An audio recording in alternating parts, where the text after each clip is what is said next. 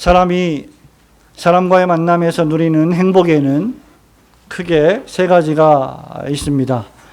우선 우리는 인생을 살아가면서 사람을 만나 행복해지려면 좋은 부모를 만나야 합니다. 아마 이것은 자녀들뿐만 아니라 부모들에게도 해당되는 것이 아닐까 생각합니다. 우리 부모들 역시 좋은 자녀를 만나야 하지 않겠습니까?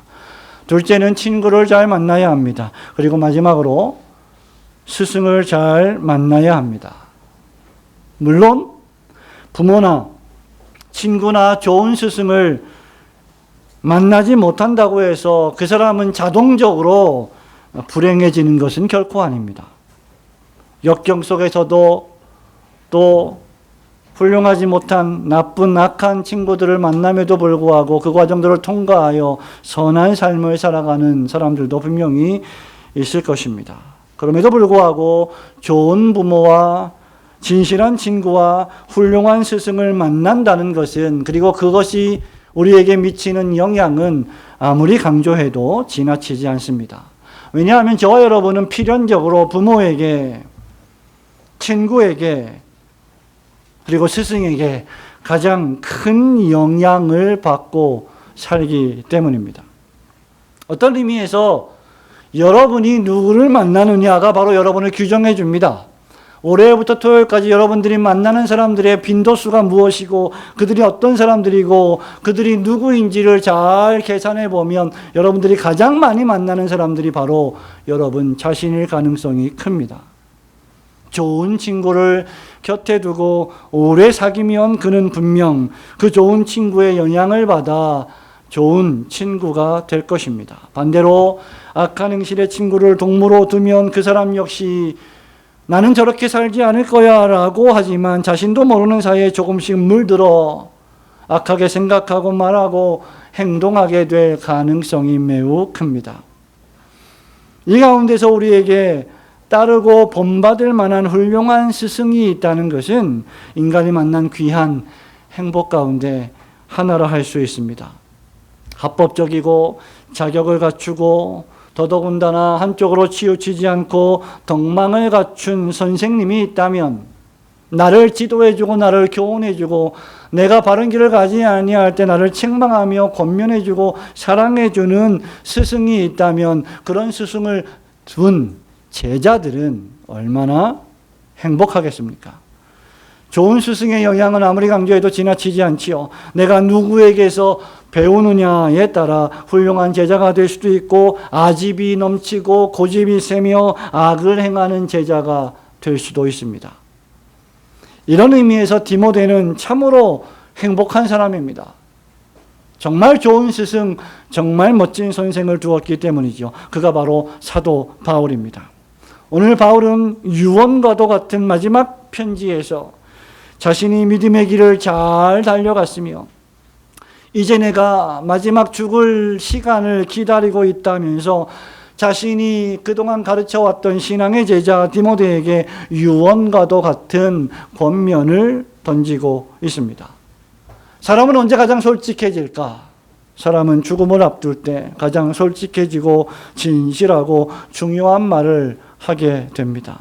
사심이 없기 때문이죠. 그것이 바로 5절 말씀에 너는 모든 일에 신중하여 고난을 받으며 전도자의 일을 하며 너의 직무를 다하라는 말씀입니다. 바울이 죽을 때 야 내가 너 모르게 비상금을 저 금고에다 숨겨놓았는데 그거 너 가지고 잘 살아라 이렇게 말하지 않고 내 직무를 다하라 이렇게 말을 했습니다. 이런 스승 바울의 권면을 디모데는 실로 잘 새겨 들었을 것입니다. 여기 직무라고 하는 말은 다른 말로 하면 사역, 사명, 임무, 직책, 봉사, 섬김 등을 뜻하는 헬라어 원어 디아코니아라고 하는 단어입니다. 말하자면 디모데 너는 네가 받은 그 사명, 그 임무, 그 봉사, 그 섬김 통틀어서 그 직무를 다하라는 것입니다. 디모데가 해야 할 직무가 무엇일까? 그것은 무엇보다도 하나님의 말씀을 전파하는 삶을 살아가는 것이었습니다. 디모데후서 4장 1절과 우리 2절을 함께 읽어봅니다. 하나님 앞과 시작. 하나님 앞과 살아있는 자와 죽은 자를 심판하실 그리스도 예수 앞에서 그가 나타나실 것과 그의 나라를 두고 엄히 명하노니 너는 말씀을 전파하라. 때를 얻든지 못 얻든지 항상 힘쓰라.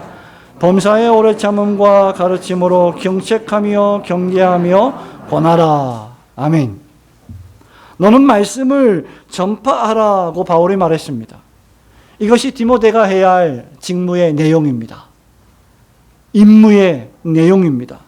디모데의 임무, 디모데가 수행해야 할 사명은 다름 아닌 말씀을 전파하는 것입니다. 여기 말씀을 전파한다는 것은 여러분이 그렇게 지금 느끼고 있듯이 복음을 전하고 목사님 같은 분들이, 전도사님, 강도사님 같은 분들이, 선교사님 같은 분들이, 사역자들이 복음을 전하고 설교한다는 뜻입니다. 이것은 주로 사역자들이 하는 일입니다. 그래서 내 직무를 다하라 할 때 여기 직무는 ministry, 사역으로 번역되기도 합니다. 사역자는 어떤 사람일까요? 그 무엇보다 말씀을 전하는 사람입니다. 사도 바울이 그랬고 주님의 12제자가 그랬고 지금 디모데가 그러했습니다. 그렇다면 말씀을 전하는 것은 과연 사도나 전문 사역자나 전도자나 목사의 전유물일까? 그렇지 않습니다. 에베소서 4장 11절 12절에 보면 하나님께서 교회에 목사와 교사를 주셔서 하시는 일이 있는데 그 첫 번째가 성도를 온전케 하여 그 두 번째가 봉사의 일을 하게 하는 것이었습니다. 여기 봉사의 일을 하는 건 역시 동일한 단어 사역으로 번역됩니다. 그러니 어떤 의미에서 모든 신자들 역시 사역자입니다. 물론 우리는 교회 질서를 따라 성경의 교리에 근거해서 설교와 전도와 사명을 감당하는, 성도를 온전케 하는 교회의 목양을 담당하는 전문 사역자와 그들의 지도를 받아 봉사의 일을 하는 봉사자로서의 신자를 구분할 수 있습니다. 하지만 말씀을 전문으로 설교하고 교육하고 훈련시키는 일을 하든 그 훈련을 받아 또다시 말씀을 말로 삶으로 여러분의 가정에서, 학교에서, 세상에서, 직장에서, 사업장에서 여러분의 이웃들에게 전하는 일을 전도하고 봉사하는 삶을 살든 저와 여러분 모두가 다 하나님의 말씀을 전파하는 자로 부르심을 받았다는 사실은 의심의 여지가 없습니다. 그래서 여기 말씀을 전파하라는 말의 더 정확한 번역은 사람들 앞에서 하나님의 말씀을 말해라, 선포하라는 것입니다. 지금 제가 여러분에게 하고 있는 이러한 말씀 전파 선포는 공적 설교의 사역입니다. 그리고 이런 말씀을 받고 듣고 생각하고 은혜를 받으며 여러분들이 주일을 마치고 집에 돌아가 일주일의 삶을 살아갈 때 다른 사람들 앞에서 이런 말씀을 말로 삶으로 증거하는 것 역시 사적인 복음 전파의 사역인 것입니다.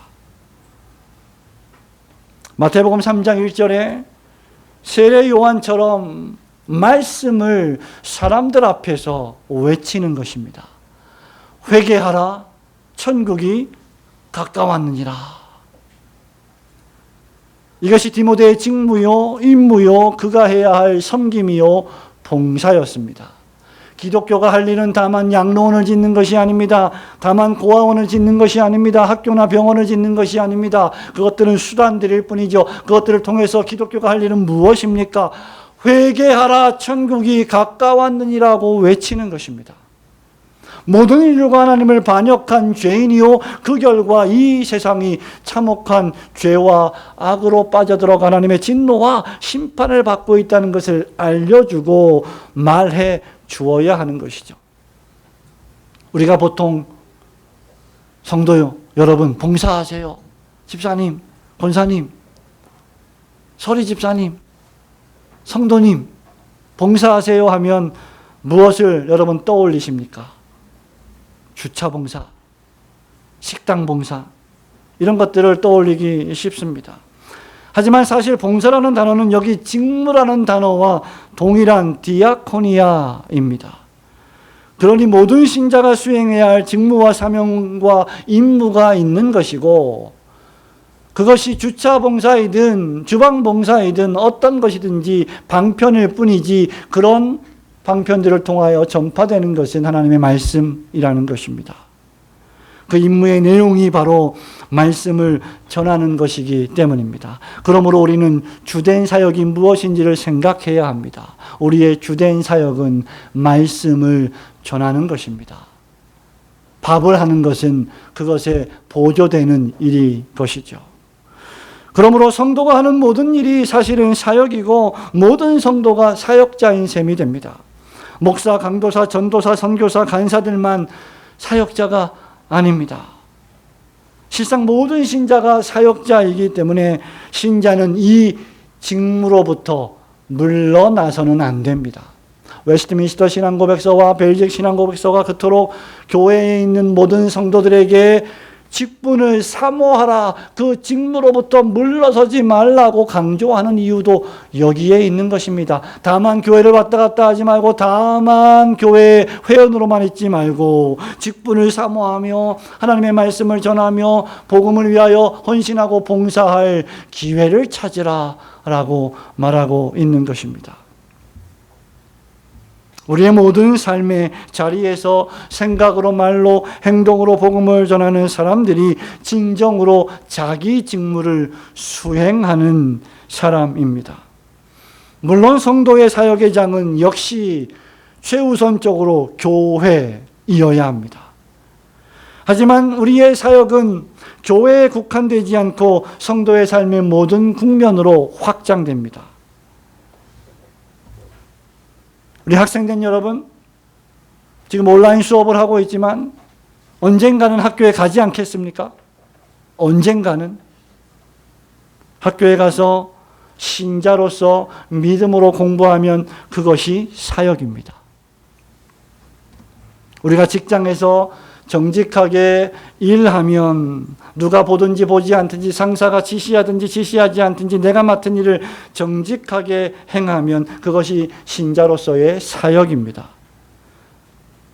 우리가 사랑을 가지고 이웃을 진실하게 대하면 그 삶이 곧 사역이 됩니다. 신자의 모든 삶의 방식이 바로 하나님의 말씀을 전하는 사역의 현장인 것이죠. 그래서 바울은 우리에게 먹든지 마시든지 무엇을 하든지 너의 전 존재와 너의 전 행동이 하나님께 영광이 되게 하라고 권면한 것입니다.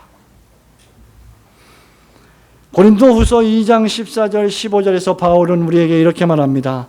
항상 우리를 그리스도 안에서 이기게 하시고 우리로 말미암아 각처에서 그리스도를 아는 냄새를 나타내시는 하나님께 감사하노라. 우리는 구원받는 자들에게나 망하는 자들에게나 하나님 앞에서 그리스도의 향기니. 오늘 식사봉사를 하는 우리 여름도 회원 여러분, 매주 식사봉사를 하는 회원 여러분, 여러분들이 집에서 음식을 준비할 때, 반찬을 준비할 때 무슨 냄새가 납니까? 여러분의 남편이 퇴근하고 집에 돌아왔을 때 이게 무슨 냄새야 하고 미간을 찌푸리며 뭐라고 말합니까? 음식을 만들 때 우리는 그 음식의 냄새를 맡습니다. 모든 음식에는 냄새가 있습니다. 사람들에게도 냄새가 있지요. 육적인 냄새가 있지요. 그러나 동시에 영적인 향기가 있습니다. 특별히 그리스도인들에게는 그것이 그리스도의 향기입니다. 영생의 향기입니다. 믿음의 향기입니다. 소망의 향기입니다. 우리의 존재가 세상에서 향기로 나타나야 하는데 그것이 바로 우리의 사역이라는 것이죠. 그러므로 이 직무는 매우 중요하고도 준엄한 직무입니다. 왜냐하면 여러분, 바울이 지금 1절에서 뭐라고 말하고 있습니까? 이 명령을 하나님 앞에서 하고 있기 때문입니다. 하나님 앞과 살아있는 자와 죽은 자를 심판하실 예수 그리스도 앞에서 하고 있습니다. 그리스도의 재림과 이후에 완성될 하나님 나라를 두고 엄히 지금 명령하는 것이기 때문입니다. 즉 하나님께서 맡기신 그리스도의 심판과 그리스도의 재림은 긴밀하게 연결되어 있습니다. 하나님은 마지막 심판의 때에 그 심판의 날에 우리의 왕 되신 그리스도를 통하여 우리의 삶을 조사하시고 우리를 심판하시고 판단하실 것입니다. 이 일을 위해 다시 오실 것입니다. 그날이 되면 각 사람이 행한 대로 받게 될 것입니다. 그 과정을 통하여 하나님 나라가 완성될 것입니다. 우리가 받은 말씀을 전하는 전도적이며 선교적 삶은 이런 의미에서 종말론적이며 천국을 준비하는 막중한 삶이 됩니다. 그렇기에 교회에서의 생활이 천국을 준비하는 삶의 전초훈련 기지가 되는 것입니다. 교회에서의 신앙생활, 봉사생활에 승리하지 못하면 세상에서의 일주일의 삶에서 사역에서 우리가 승리하기는 어려운 법입니다. 밥을 먹지 않으면 우리가 공부할 수 없듯이, 그죠? 밥을 먹지 않으면 우리가 일을 할 수 없듯이, 허기가 져서 아무런 힘을 발휘할 수 없듯이, 우리는 예배당에 나와서 이 주님이 부활하신 날에 주님의 생명의 양식을 먹고 힘을 얻어 일주일의 사역을 시작하는 것입니다. 그러므로 삶의 예배를 강조하는 사람들이 예배당에서 주일날 드리는 예배를 소홀히 여기는 것은 결코 건강하지 못한, 오히려 자신의 영혼을 파리하게 만드는 악하고도 게으른 생각임을, 교묘한 생각임을 여러분들은 생각할 줄 아셔야 합니다. 그렇기 때문에 신자는 임무를 다해야 합니다. 신자의 다른 말은 성도이지요.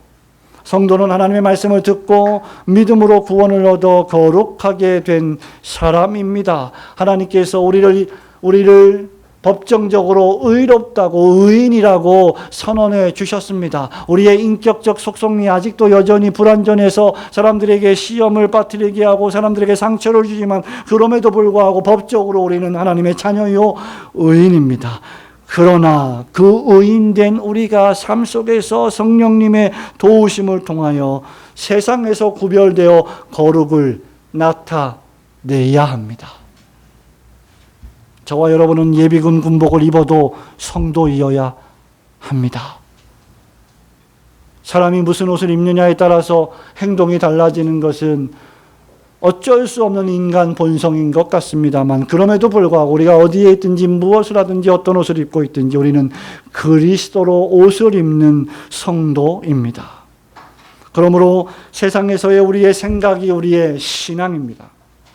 여러분들이 학교에서 친구들과 무슨 말을 하느냐가 여러분의 신앙입니다. 세상에서의 우리의 말이 곧 전도입니다.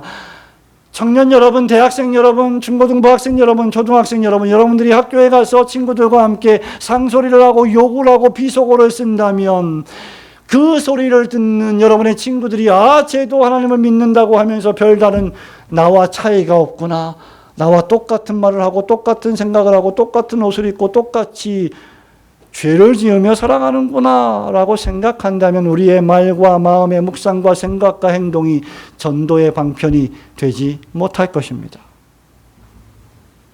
세상에서 우리의 진실하고 정직하고 바르고 고든 삶이 복음을 전하는 우리의 사명입니다. 여러분의 입술로, 여러분의 삶으로, 여러분의 사고로, 생각으로 하나님의 구원의 복음을 전파하시는 성도들이 되시기를 주님의 이름으로 축원합니다. 두 번째로 내 직무를 다하라, 이 말씀은 어떻게 감당해야 할 것인가, 그것은 범사의 모든 일에라는 뜻이죠. 오래 참음과 가르침으로 항상 힘써야 할 일입니다. 성도 여러분, 우리 2절 3절 말씀 같이 읽어보겠습니다. 너는 말씀을 시작. 너는 말씀을 전파하라. 때를 얻든지 못 얻든지 항상 힘쓰라. 범사에 오래 참음과 가르침으로 경책하며 경계하며 권하라. 때가 이르리니 사람이 바른 교훈을 받지 아니하며 귀가 가려워서 자기의 사욕을 따를 스승을 많이 두고라고 쓰고 있습니다. 이 말씀은 우리에게 말씀을 전하는 시간과 방법과 자세라고 하는 세 가지를 알려주고 있습니다. 우선 바울은요, 말씀을 전파하라고 하면서 우리에게 언제 말씀을 전하라고 했습니까? 때를 얻든지 못 얻든지, 그 다음 항상 힘쓰라고 권면합니다. 여러분, 이것은 디모데의 직무의 시간을 가리킵니다.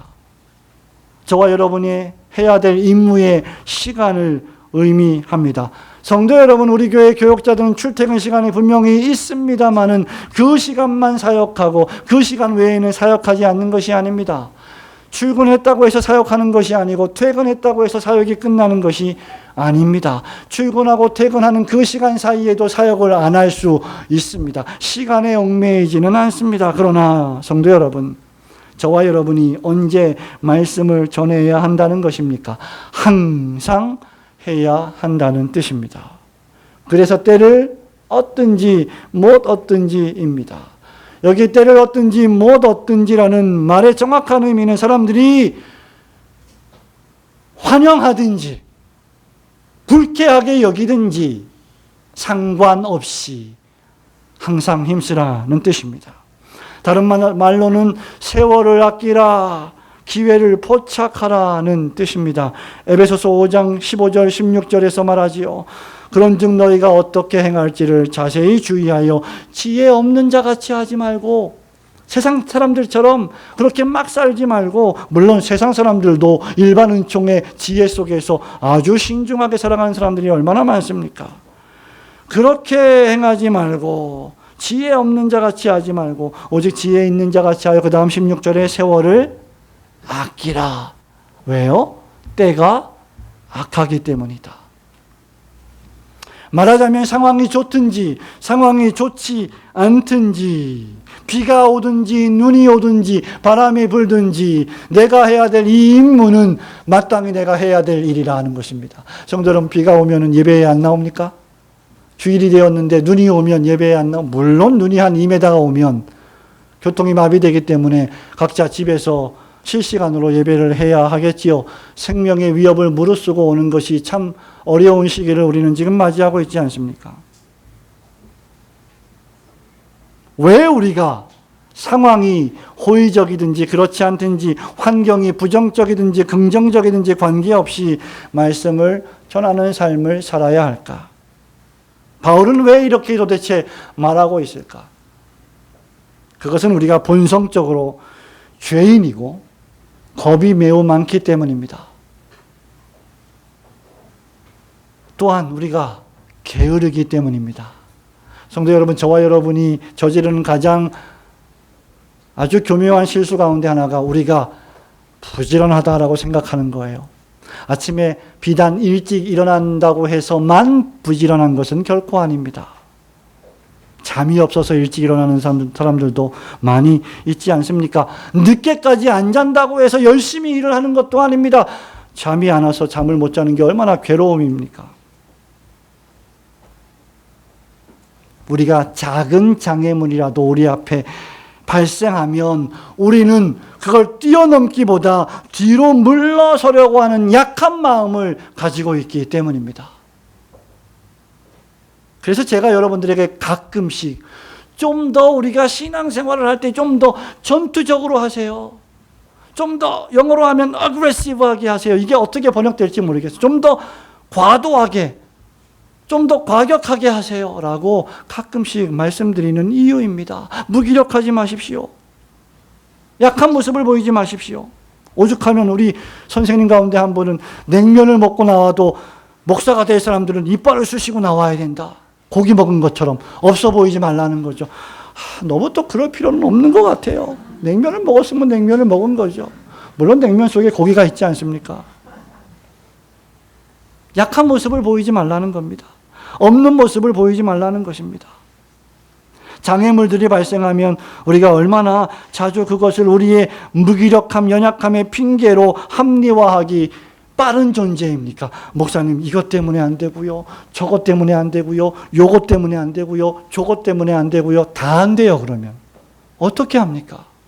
이겨내야 됩니다.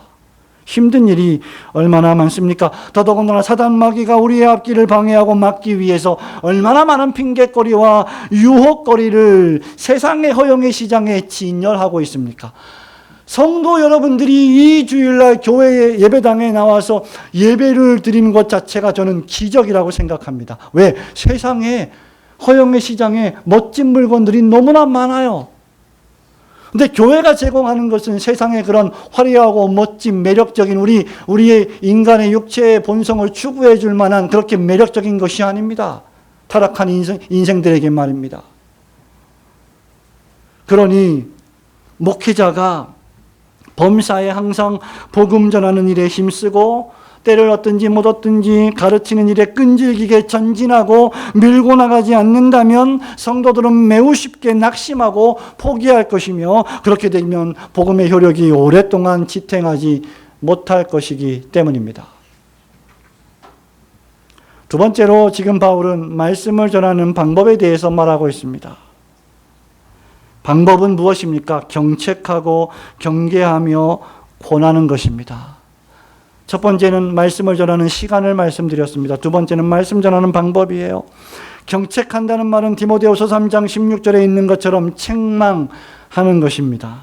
모든 성경은 하나님의 감동으로 된 것으로 교훈과 책망과 바르게 함과 의로 교육하기에 유익하니, 하나님의 말씀을 전하는 설교는 여러분들이 들을 때 와, 너무 은혜로운 말씀이에요, 너무 감미로운 말씀이에요, 너무 달콤한 말씀이에요, 저는 이 말씀이 너무 버터같이 아름답게 달콤해요 라고만 들을 것이 아니라 여러분의 영혼에 찔림이 있고 여러분의 양심이 찔림이 있고 그래서 불편하게 느끼는 책망하는 말씀으로도 받을 줄 알아야 합니다. 왜냐하면 성경이 그것의 목적이기 때문입니다. 책망이란 죄인이 회개하도록 하기 위하여 그의 죄를 그의 양심으로 가져오게 만드는 일입니다. 이것은 그저 비난하고 정죄하는 데 목적이 있지 않습니다. 깨닫고 돌이키게 하는 데 목적이 있습니다. 깨닫고 돌이키려면 무엇이 잘못되었는지를 알려주어야 합니다. 그러므로 여러분의 친구들 중에도 여러분이 계속 어그러진 길을 가고 있는데, 야, 너 정말 그 길을 잘 간다, 계속 그 길을 가라 라고 칭찬하면서 여러분이 무엇을 잘못하고 있는지 지적해 주지 않는다면 그는 여러분의 영혼을 망치는 친구일 것입니다. 경책하는 방법은 직접적으로는 부드럽게 죄의 내용을 말하여 주어 각성시키는 것이며, 간접적으로는 성도가 타락한 세상에서 거룩하고 구별된 삶을 살아 우리의 착한 행실을 보고 세상 사람들이 하나님께 영광을 돌리는 삶이 무엇인지를 보고 깨닫게 하는 것입니다. 그 다음 경계라는 말이 나오는데 그것은 꾸짖는 것입니다. 경책의 과정 가운데 하나입니다. 죄는 폭로되어야 하고 징계를 받아야 합니다. 죄는 그저 설렁설렁 넘어갈 수 있는 그런 아무렇지도 않은 것이 아닙니다. 잘못을 정확히 지적하여 그것을 날카롭게 여기게 만드는 것이죠. 그리고 나서 권면합니다. 여기에 권면이라고 하는 말은 아버지가, 어머니가 자녀들을 따끔하게 혼내고 난 다음에 사랑하는 마음으로 부드럽게 다음부터는 그렇게 하면 안 돼 라고 타이르는 것과 같습니다. 이 세 가지는 모두 연결되어 있습니다. 바울은 디모데전서 5장 1절에서 늙은이를 꾸짖지 말고 권하되 아버지에게 하듯 하며 젊은이에게는 형제에게 하듯 하고 라고 했습니다. 권면하되, 잘못된 것을 지적하되, 꾸짖지 말고 사랑으로 그 일을 하라는 것입니다. 여러분이 자녀에게 때때로 과도한 분노를 보일 때가 있습니다. 여러분의 자녀들이 여러분이 과도한 분노를 보일 때 노엽게 됩니다. 그러면 여러분의 권면, 여러분의 가르침, 여러분의 교훈은 더 이상 참된 교훈으로 자녀들에게 들리지 않습니다. 분노하지 마십시오. 인간적으로 과도한 분노를 보이지 마십시오.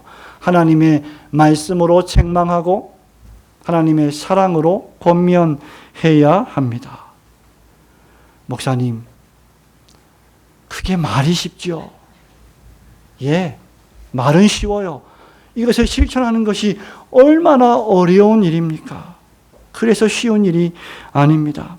데살로니가전서 2장 11절에서 너희도 아는 바와 같이 우리가 너희 각 사람에게 아버지가 자기 자녀에게 하듯 권면하고, 사도가 데살로니가 교회 교인들을 향해서 아버지가 자녀에게 권면하듯 하고 위로하고 경계하노니 이는 너희를 부르사 자기 나라와 영광에 이르게 하시는 하나님께 합당히 행하게 하려 함이라.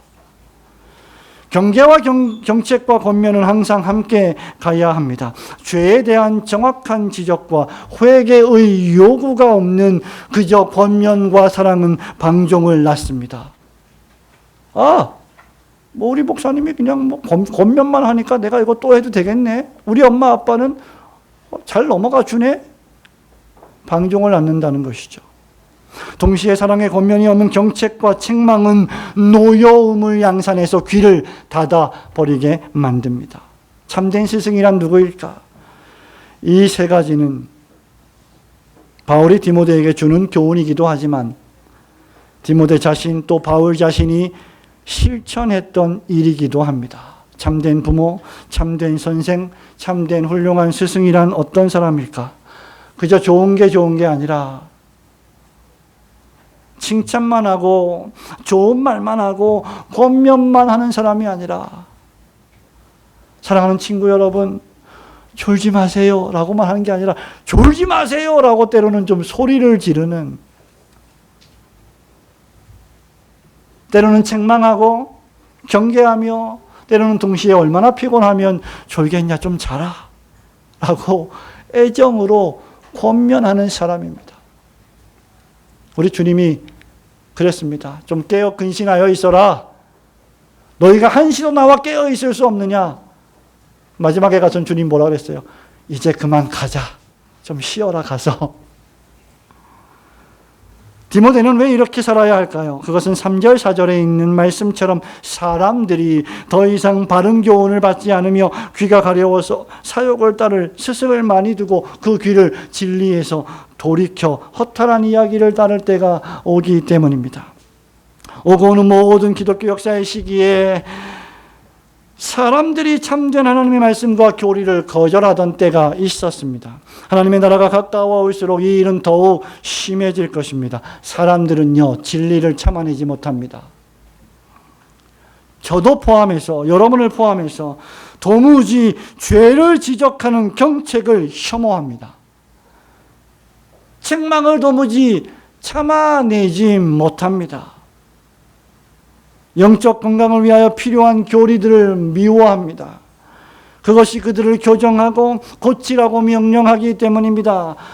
남자가 남자를 향하여 부끄러운 일을 행하는 동성애라고 하는 것은 죄이기 때문에 수정되어야 하고 고쳐야 할 일입니다 라고 말하는 것을 듣기 싫어해서 법제화하려고 하는 일들이 벌어지는 것입니다.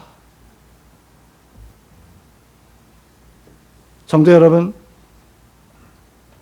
사욕을 쫓는 스승들은 타락한 인간 본성이 원하는 말을 해주고 원하는 이야기를 해주기 때문에 사람들이 진리에서 돌이켜 그것들을 더 좋아하는 것입니다. 제가 가끔씩 말씀드리지만 귀가 가려울 때 면봉으로 귀를 간질간질하면 얼마나 시원합니까? 근데 만약에 면봉이 없다고 생각해 보세요.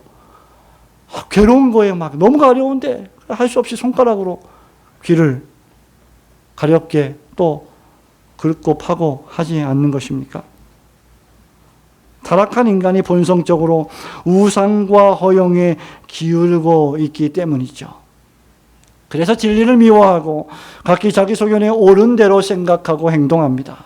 그렇기 때문에 사역자는 때를 얻든지 못 얻든지 더욱 말씀을 전해야 하고 경책하고 경계하고 권해야 합니다. 성도님 잘하셨습니다. 그건 너무 잘하시는 일입니다. 그런데 성도님 이 일은 조심해야 됩니다. 수정해야 됩니다. 고쳐야 합니다. 라고 말해 주어야 하는 것입니다.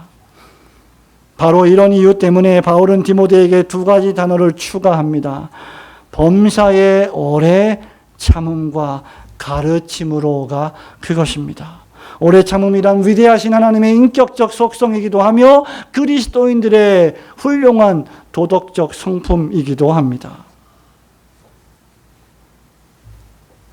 하지만 복음을 전하는 성도로 살아가는 이 일이 매우 고된 일이기에 자연스럽게 요구되는 일이기도 합니다. 또한 디모데는 가르쳐야 합니다. 경책과 경계와 권면은 수많은 가르침이 요구되는 일입니다. 깨닫지 못하면, 가르치지 않으면, 알려주지 않으면 그것이 무엇이 잘못된 것인지를 모르기 때문에 고치라 해도 듣지 않기 때문입니다. 왜? 모르기 때문이죠. 그러니 얼마나 어려운 일입니까? 저와 여러분이 자녀들을 기를 때에도 마찬가지로 필요한 일입니다. 부모는 오래 참고 기다립니다. 돌아오기를, 고치기를, 수정하기를, 사랑으로 행하기를 기다리지요. 우리는 가르치면서 오래 참습니다. 그렇지 않았다면 우리는 이미 오래전에 우리 자녀 양육을 포기했을 것이기 때문입니다. 하나님께서 우리를 양육하실 때도 역시 마찬가지입니다. 하나님은 우리를 말씀으로 가르치시고 우리가 장성한 분량의 충만함에 이를 때까지 오래 참으십니다. 성도 여러분, 말씀을 맺습니다. 바울은 디모데에게 이 모든 일을 신중히 생각해라. 그리고 고난을 받아야 된다. 전도자의 일을 수행해라. 전도자의 일을 하고 직무를 다하게 되면 고난이 따를 것이다. 어려움이 있을 것이다. 고통이 있을 것이다. 그러나 바울은 그저 말로만 디모데를 가르치지 않았습니다. 그는 실로 그 자신이 디모데에게 말한 바를 그대로 실천했고 그에게 모범을 보였습니다. 가장 좋은 스승, 가장 좋은 부모는 말만 하는 스승이 아니라 실천해 보이는 스승입니다. 사랑하는 스승입니다. 자신이 말한 바대로 살아가는 스승 말입니다. 바울이 실로 그런 사람이었습니다. 바울은 이제 떠날 시간이 가까웠습니다. 인생의 노년을 맞이하여 죽음을 앞두고 있습니다. 그때 바울은 말합니다. 내가 선한 싸움을 싸웠다. 내가 정말 열심히 싸웠다.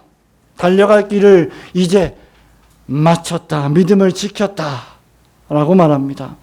바울은 마치 자기 자신의 인생을 하나님께 올려드리는 제물인 것처럼, 제사인 것처럼 살았던 것입니다.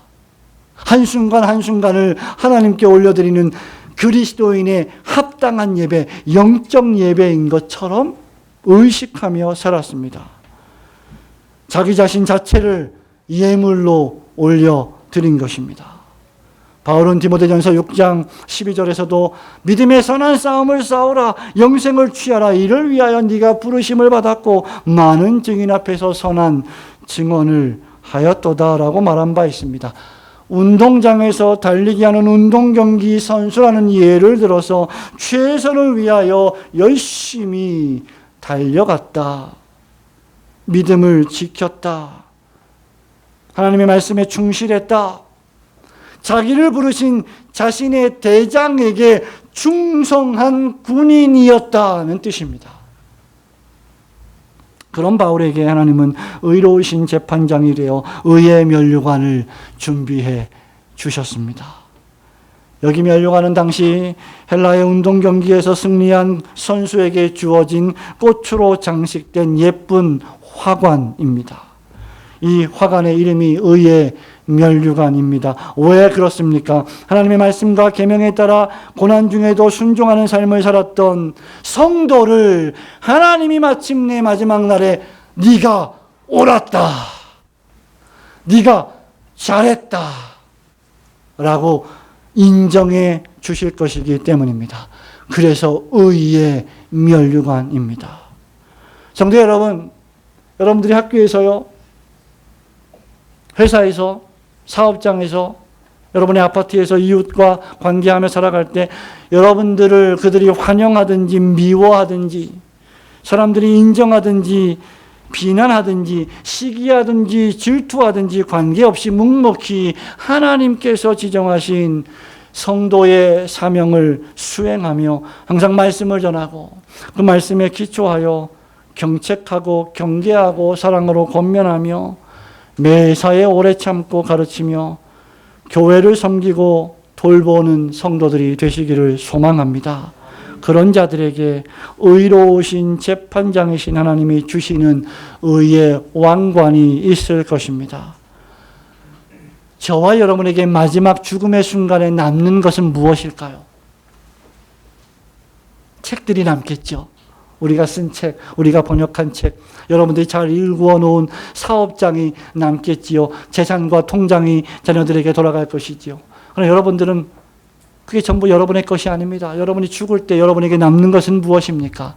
그 모든 것들은 여러분의 자녀들이, 여러분의 후손들이 누릴 것입니다. 여러분들은 뭘 가질 것입니까? 의의 면류관입니다. 우리가 목적해야 할 것 역시 의의 면류관입니다. 그러므로 우리는 바울처럼 달려갈 길을 멈추지 말고 가야 하고 포기하지 말고 그 길을 마쳐야 합니다. 월요일이 다가옵니다. 또 출근해야 되나? 그 길을 가야 됩니다. 수요일이 지나고 목요일, 금요일이 다가옵니다. 토요일이 옵니다. 아, 주일이 내일이구나. 또 설교 준비해야 됩니다. 마쳐야 됩니다. 그 길을 가야 됩니다. 주님이 오실 때까지, 아니 주님이 멈추라고 하실 때까지 우리는 포기하지 말고 오래 참아야 합니다. 그리하면 생명의 면류관뿐 아니라 의의 면류관까지 우리에게 상급으로 베풀어 주실 것입니다. 누가 스승일까?